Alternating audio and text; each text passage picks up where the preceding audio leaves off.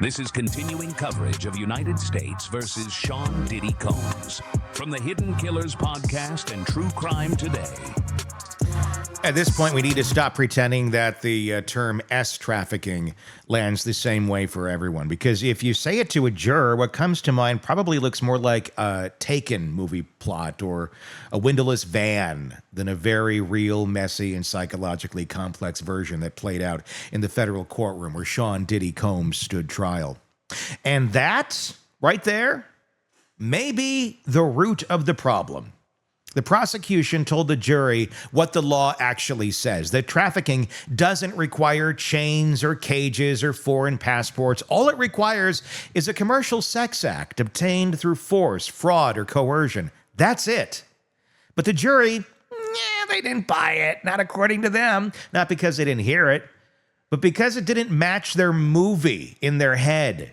And that disconnect might be the biggest story this case has to offer.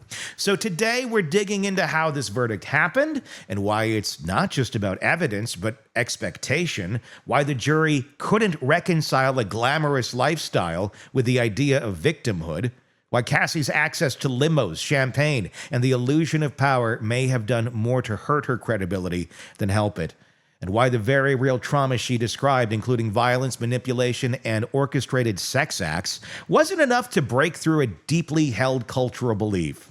If you weren't literally locked up, you could have walked away. Joining me is defense attorney and former prosecutor Eric Faddis. We're not tiptoeing here. We're going to talk about whether this verdict is a reflection of social backlash to Me Too, whether the prosecution played it too safe by limiting victims, and whether there was quiet fear, even intimidation, shaping the jury's subconscious in the background. We even go there. Was this whole case designed to fail? Was it about justice? Or about making it look like justice was being served without exposing who else might fall if the case really was cracked wide open? So I asked Eric, is this what happens when celebrity nostalgia, fear of retaliation, and public skepticism all collide inside a jury box? And more importantly, where does that leave the people still waiting to be believed? 100%. Trafficking in the legal context might be different than trafficking folks have seen, in the news and in movies and things like that. Like you said, it's not a bunch of people, bound with chains and they're sex slaves in a cage for years of their life. That's not what the legal definition requires. All the legal definition requires in this case was that there be some commercial sex act by force, fraud, or coercion. That was enough to prove trafficking. And I just wonder if the jury's preconceived notions about that loaded term, trafficking, were sort of overbore their contemplation of what the actual jury instructions, what the actual law says. And that happens all the time in court. Obviously, to get their point across, they needed to call Cassie. They needed to call some of the Jane Does. They needed to hear what went on and why it was coercive and why it was abuse. But again, juries seem to have, and people in general seem to sometimes have a difficulty understanding what goes from a normal relationship to a controlling relationship to a coercively controlling relationship to an abusive, coercively controlling relationship where you really don't see the way out. I think it's kind of like red or green for a lot of people. Like, well, either you're in it or you're out of it. And that's obviously not all of the case here. Do you think the jury also struggled? And I wonder if there's an element of jealousy in there with some jurors as well of, look, you lived this, like to Cassie, like you lived like a queen on the outside. I'm not speaking emotionally. She lived limos, champagne, millions of dollars. I mean, it was on the surface, it looked like everyone's dream, if you will, if you want celebrity lifestyle and glitz and glamour. But on the inside, obviously, it was horrifically painful, damaging, and traumatic.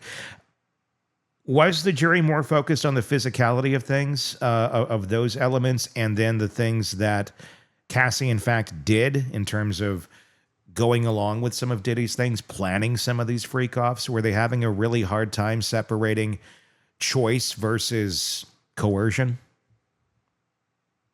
Totally. So I think in this trial there's a lot of nuance, right? So like um there could be dozens of consensual romantic encounters, but all it takes is one non-consensual one, technically, to convict somebody of sex trafficking, so long as the other elements are met. I think the jury kind of conflated all of that and sort of looked at this holistically, and also, maybe there was an expectation that the alleged victim had to be, a meek little mouse and had to go into hiding and had to, not have money and not have a public life. And perhaps the jury saw the opposite of that and said, hey, that doesn't square with my expectation. There's some cognitive dissonance there. Does that sort of translate into doubt? Perhaps it did. Is this a reckoning to a certain extent as well, where the pendulum is swinging back? And I'm not saying this is right. I'm just saying, is this a pendulum swinging back now, and the world or the public saying, you have your own agency too? Yes, we know things were bad. It sounds horrible. No one would want that for you, but you weren't literally chained up in a corner and you couldn't get out. You could have left. There are options that you could have taken.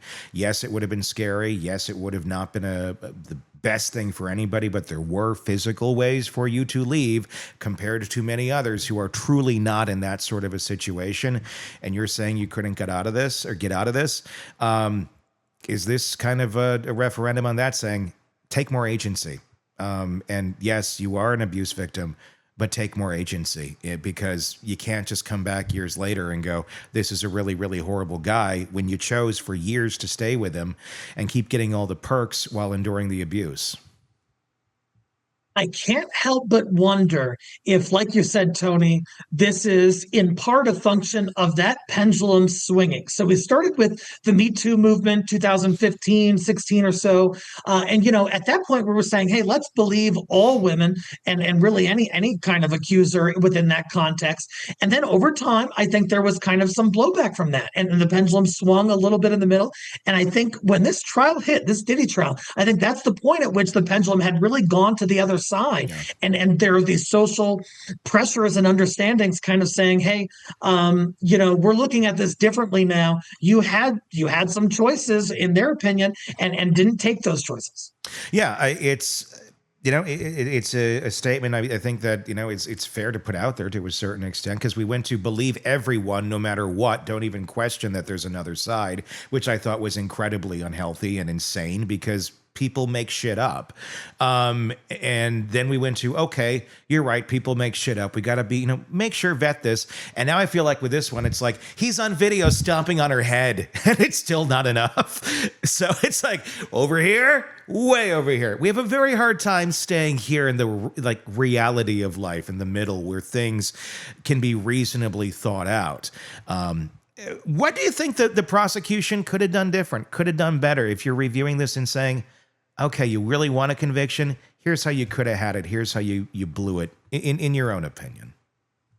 I think the RICO charge was very provable. And I think the jury wanted to hear from the co-conspirators, the other,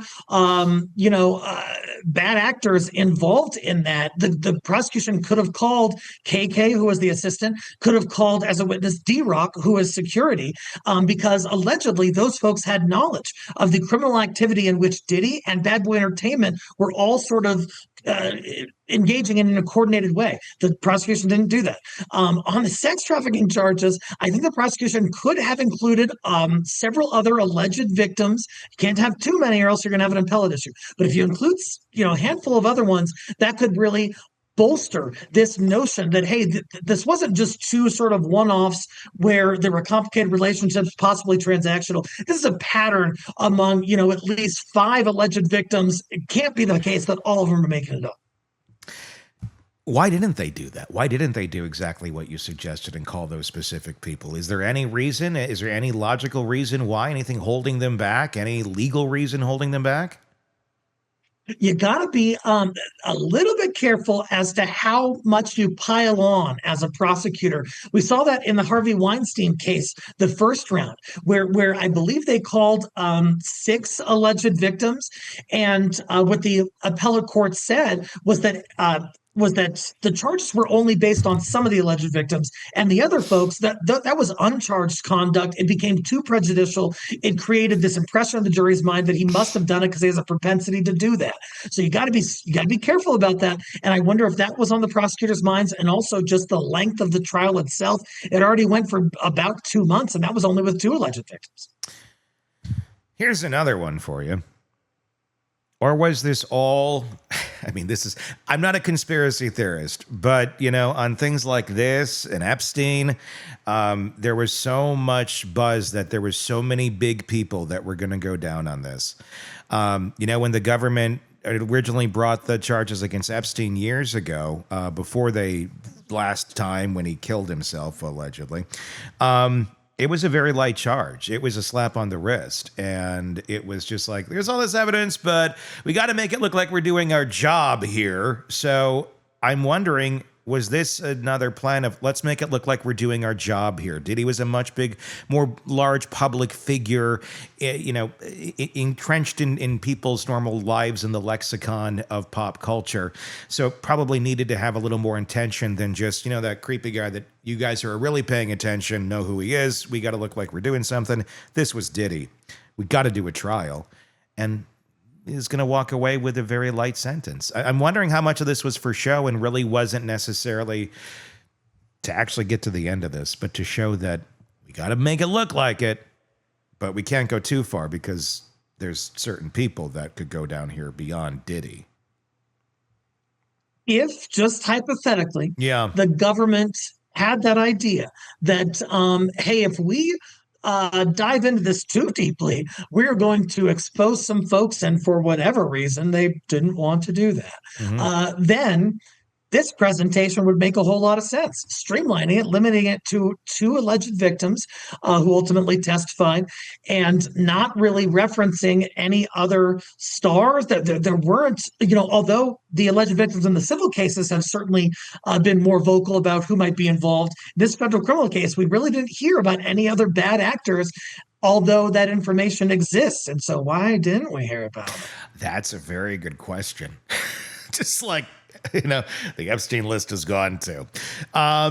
What about one more question on this? If we take the conspiracy angle out of it, do you think fear or even subconscious fear played a role into the verdict? I mean, with the allegations that were out there of intimidation, surveillance, and violence. I mean, the jury did see what Diddy is capable of doing or has done.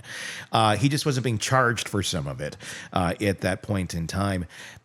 Do you think they're in their mind going retaliation, violence, things like that? What's going to happen when I get out of here, out of this jury box? I mean, people will figure out who you are. And I wonder if that played a role in this. It's an important question. Look, I was just handling a homicide case in Colorado recently. My client, who was completely not guilty and was found not guilty, he was a preschool director. He was a rec center manager. He was part of this dad's group. Mm-hmm. And even then, the potential jurors, when we were asking him about being on the jury, said, hey, I'm worried if I decide a certain way, I could receive some kind of retaliation. I'm worried that this person can hurt me. And so, that's a preschool director. When we're talking about Diddy, who is on video, beating the heck out of a woman, understandably, those considerations could have been in the minds of the jurors. Does this discourage any more Diddy accusers from coming forward? I think it does, rightly or wrongly. I think that really the momentum has shifted a little bit. I think folks are realizing, hey, it's kind of hard to prove something at a trial. You can have a really good case on paper, but I just wonder if this is going to have a deterrent effect on alleged victims coming forward, and that would be an absolute shame, especially for the folks who were truly victimized and will never receive justice. So if you're wondering why a video of Diddy stomping on Cassie wasn't enough, why the jury heard days of testimony and coercion and trauma and still said, yeah, but you're not alone. Because the verdict didn't just expose holes in the case. It exposed holes in how we think about abuse, consent, and power, especially when the abuser's face is your favorite 90s mixtape. Eric laid it out clearly. The prosecution met the legal bar. The law doesn't require a dungeon. It doesn't require chains. It required coercion, and we heard it. But jurors were ready for the kind of coercion that wears diamond watches and smiles for a camera. That was something they were not prepared for. They wanted something more dramatic, more obvious. And when they didn't get it, they hesitated. What the case shows us in the harshest possible light is that if abuse doesn't look like the worst case scenario, many people just don't see it at all, especially when the victim appears to have agency, especially when she went back, especially when she wasn't weeping on the witness stand. We've somehow decided that if you endure the abuse with any measure of dignity, you must not really be a victim. And let's not ignore the celebrity factor. Diddy wasn't just on trial. His entire cultural legacy was. And whether jurors realized it or not, they were deciding more than guilt. They were deciding whether they were ready to believe that the man who made the soundtrack of their youth could be capable of these sort of monstrous things, and apparently they weren't. The victim wasn't just a courtroom decision, or the verdict wasn't just a courtroom decision. It was a cultural pulse check. It told us that the Me Too pendulum is swinging hard in the other direction, and survivors who didn't fit a very specific mold are going to pay the price. That's not a justice issue, that's a belief system issue.